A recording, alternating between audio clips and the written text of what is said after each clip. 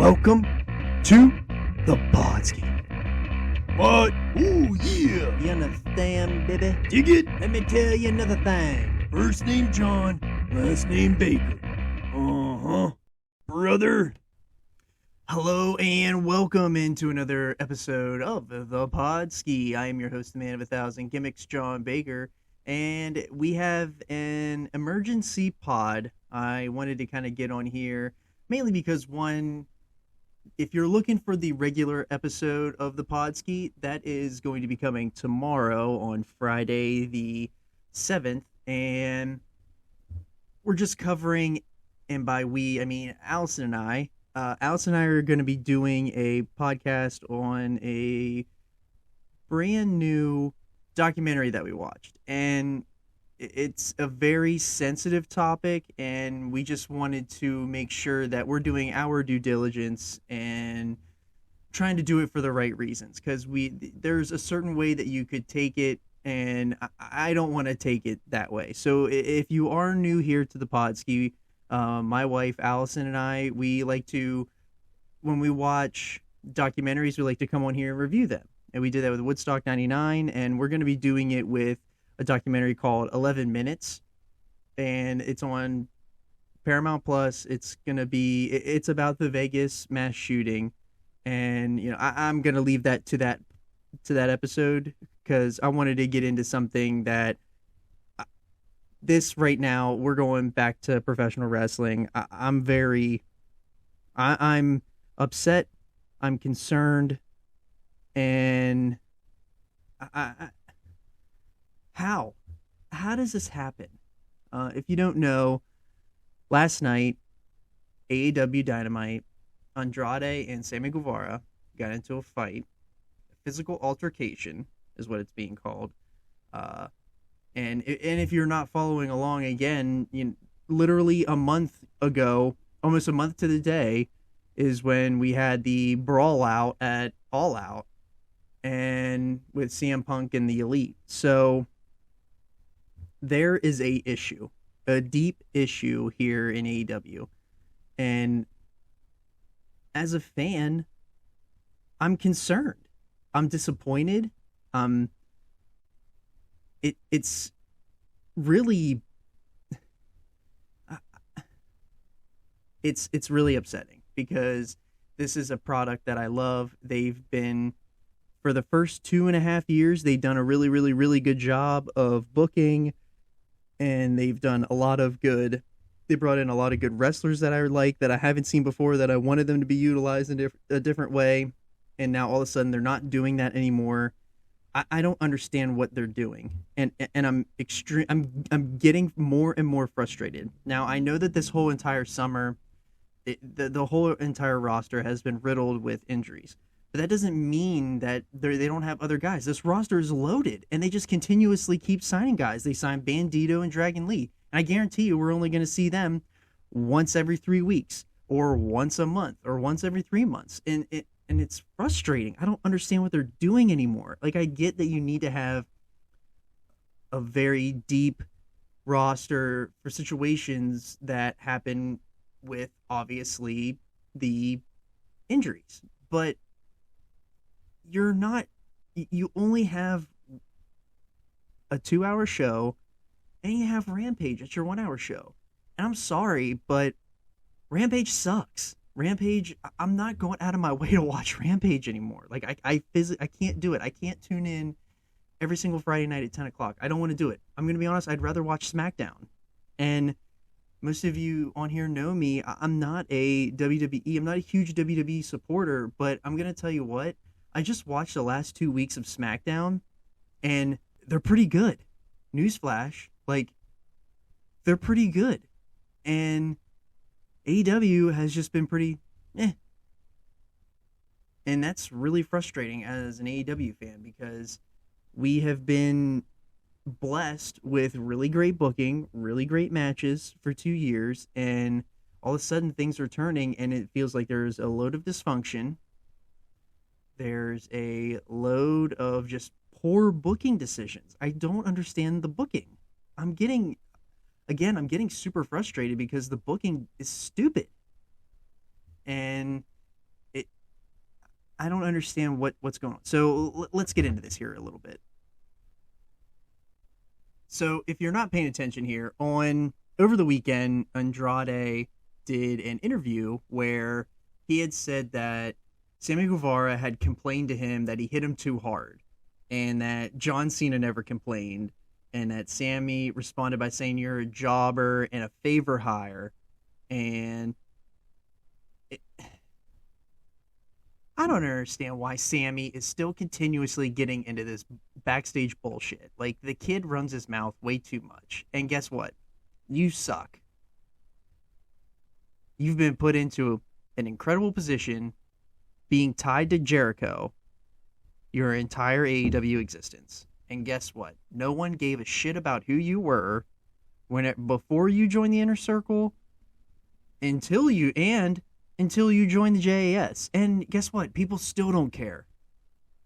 Sammy Guevara is a classic case of somebody who is incredibly talented, but they're not growing. He's not getting any better. He's not getting better on the mic. He's not getting better in his matches. He's still doing the same old spots he always does.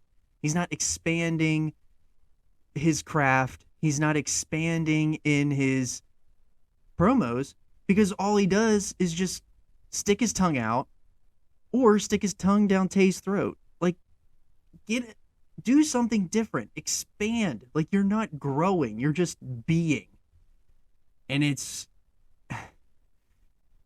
I don't understand why he's continuously doing this. And it's really, Sammy Guevara is getting onto the overrated list, because he I don't understand why he had that thing with Eddie Kingston a few weeks ago, and because of his mouth, and now here again, like, okay, maybe Andrade kind of went a little bit into business for himself, because it's quite clear that Andrade was contacted by WWE a few months ago about coming back, and he's Charlotte Flair's husband, and he's Ric Flair's son-in-law. Like,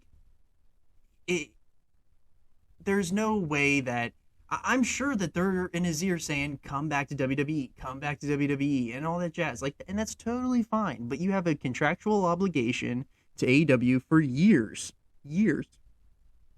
So, sorry, dude.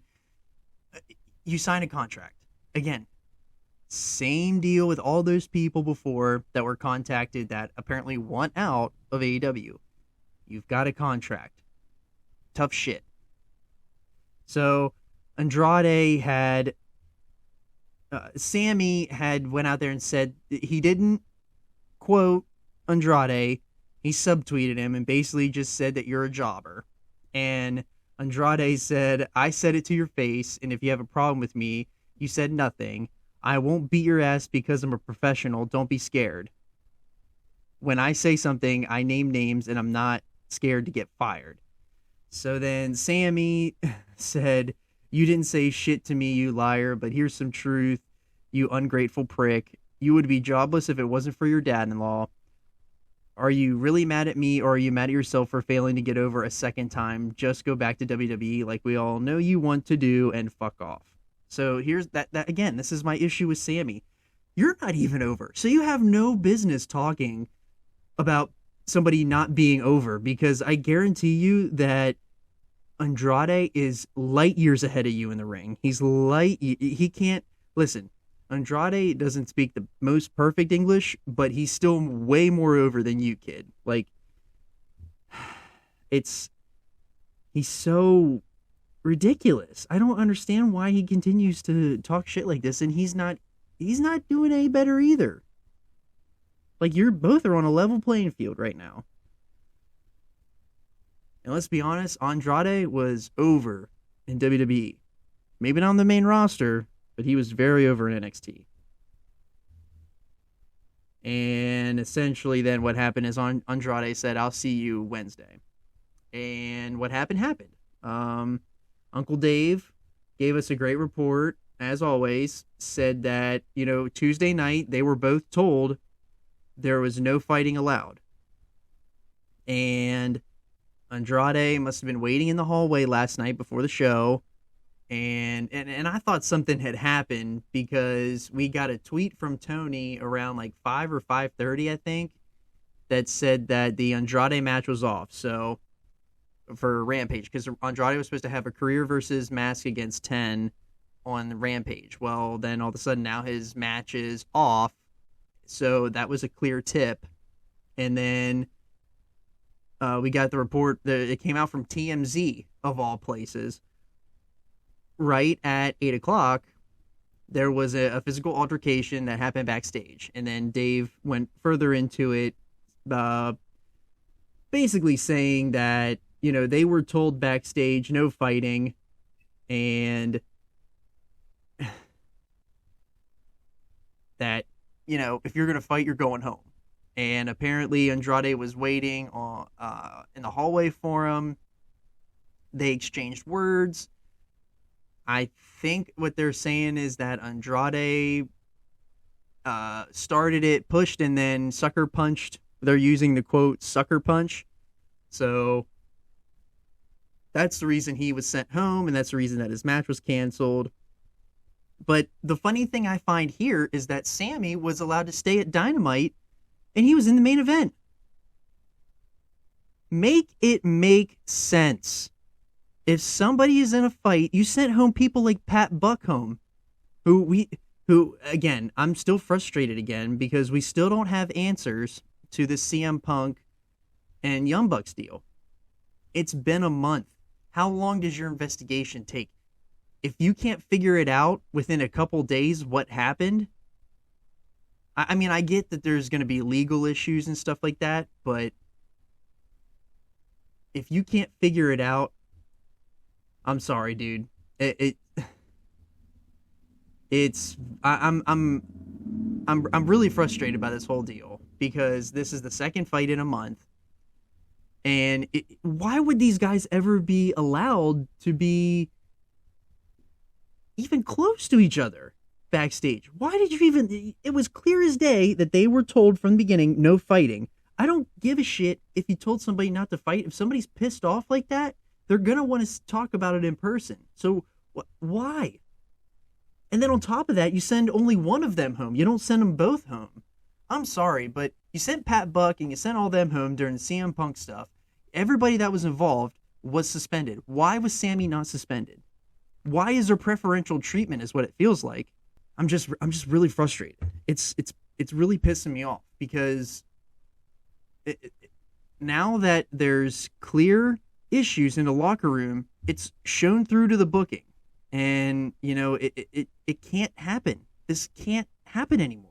It's really, really frustrating as a fan, and I'm sure we'll get more details, but it feels like that I'm really frustrated with some booking decisions, and hopefully now that things might get better, but I'm telling you, I don't have my hopes up. This is the first time in this whole AEW existence that I'm really, really down. Like, more down on the product than probably what I was during the summer. It just feels like the more bullshit that happens, the more and more I'm just inclined, I don't care anymore. What is there to care about? Because inevitably, these people are going to get into a fight, they're going to be suspended, and it's going to ruin all the booking. How do we not have answers yet? How do you let that happen again? Like, I get it. We all know this is professional wrestling. Fighting in professional wrestling is nothing new. It's literally happened the whole entire time.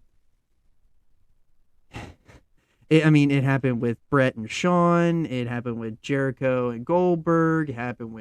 It's happened forever.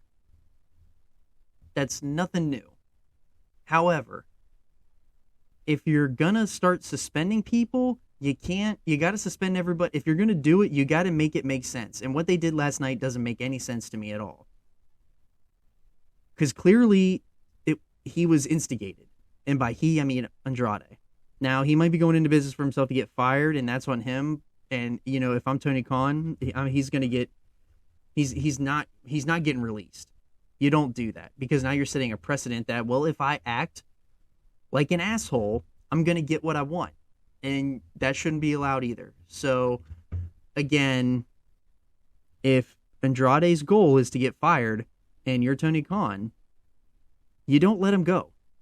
You send him home, and that's that. That's if you don't release people because just because they act like assholes and act like children and they want out of their contract. You signed a contract. So, but anyways, just kind of wanted to get on here and rant a little bit. That was my 15-minute rant on AEW and how I'm getting more and more frustrated with the product. We do have some really good wrestling coming up. Hopefully this weekend we got Extreme Rules. As I mentioned, I did watch the last 2 episodes of SmackDown and I thoroughly enjoyed it. I'm actually kind of excited for that show now. I know that probably the Fiend Bray Wyatt will be back, I would assume. And I don't really know how I feel about that. I'm not the biggest Fiend fan. I didn't really like the Fiend at all. That was one of the things that really, really pushed me away from WWE because I really hated the Fiend. It was really stupid. Now they sold a shit ton of merch, and congratulations to that. But those matches were bad. The only good match was the Daniel Bryan one, and that strap match. And hopefully, they learn from their mistakes. I'm sure they will because Vince is out of there. Maybe Tony should start learning from his mistakes. I don't know. I've been with AEW the entire time. I've been a huge supporter. And I've planted my flag on AEW side. Not saying I don't like WWE because, listen, I want WWE to be good, but I want them to do something that draws my attention in, that makes me want to view their product. And they weren't giving me a reason to view their product for a good 2 years. And yes, I was very, very, very interested in this past WrestleMania. And that showed hope because they went out there and that was one of my favorite WrestleManias I think I've ever watched. It's not the best WrestleMania, but it's one of the best I've seen in recent years. And if they're going in the direction that I think they're going for this Mania coming up for 39, now I'm very excited. So we'll see.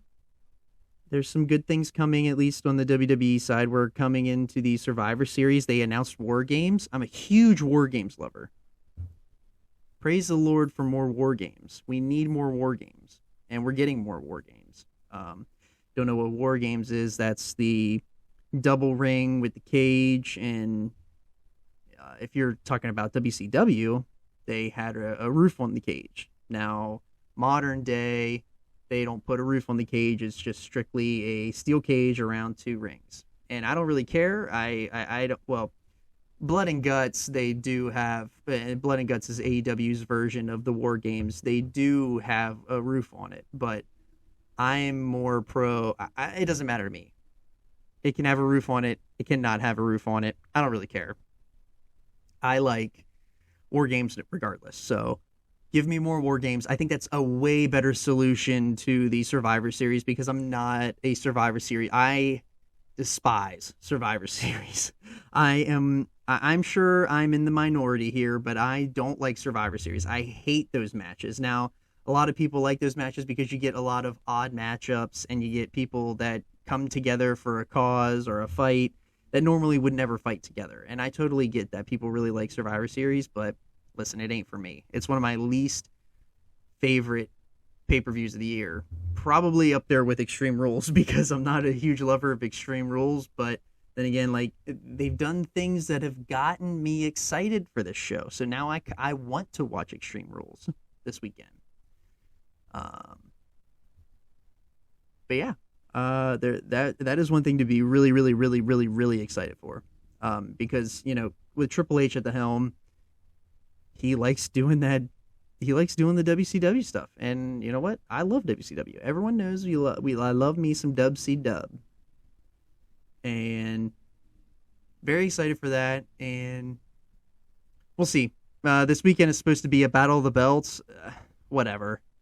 I'm so down on AEW right now, and it's only because of just the drama and the bullshit that just continuously happens, and senseless booking. Senseless booking. There's no damn reason.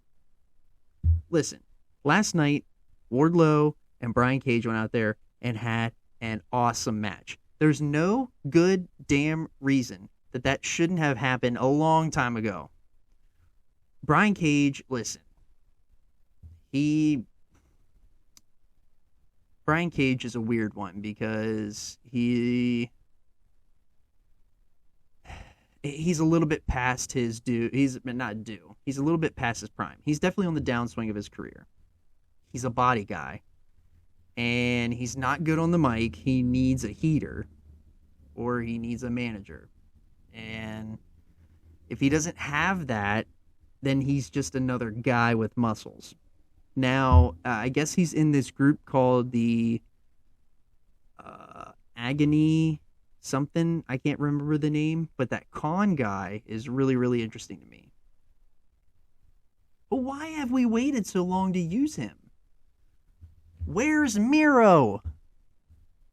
What are we doing? Like, I'm so frustrated. It's the same people over and over and over again. Now, listen, MJF and Yuta Wheeler had a hell of a match last night, and I'm not the biggest Wheeler Yuta fan, but he almost won me over again last night because that match was awesome. And the Acclaimed, that was a 5-star segment. The Acclaimed were awesome last night. Now look at me. Now I sound ridiculous. I feel like I'm very contradicting of myself, but because I just tore down AEW, and it's just certain things they do just don't make any damn sense. And it's really, I guess I'm just more frustrated with the backstage bullshit and the fact that there's just no answers to the CM Punk deal. And then we have this fight again. Really, really frustrating. So, we're going to wrap this one up. I just wanted to do like a quick little pod. This isn't going to be this isn't the pod for the week. We're going to have a big one tomorrow with Allison, and we're going to be covering the documentary. We're for sure going to have that So Dolphins talk on Sunday. Very down on our Finns. Looks like it does seem like Tua is going to be okay, and that's good news. But we'll definitely get another episode after the Jets game, and hopefully the Dolphins don't step on their own tails and they lose to the Jets. That would be awful. If they lose to the Jets, I'm officially worried for the season. If they win, let's keep our head above water here. Even though we're Dolphins, let's keep our heads above water, and let's just keep staying pace. We got to stay. If we're gonna be in the playoffs, you got to stay pace with the rest of the team. So we'll see how that goes on Sunday. But another milestone. We surpassed our 500 downloads. So thank you to all the listeners out there. Hopefully you rate, review, subscribe. Again, we're available on every single podcasting platform you can find. And if you have any thoughts or opinions, let us know on _podski at on Twitter and on Instagram, and don't forget Facebook. And we will see you tomorrow on a fresh episode of the Podski.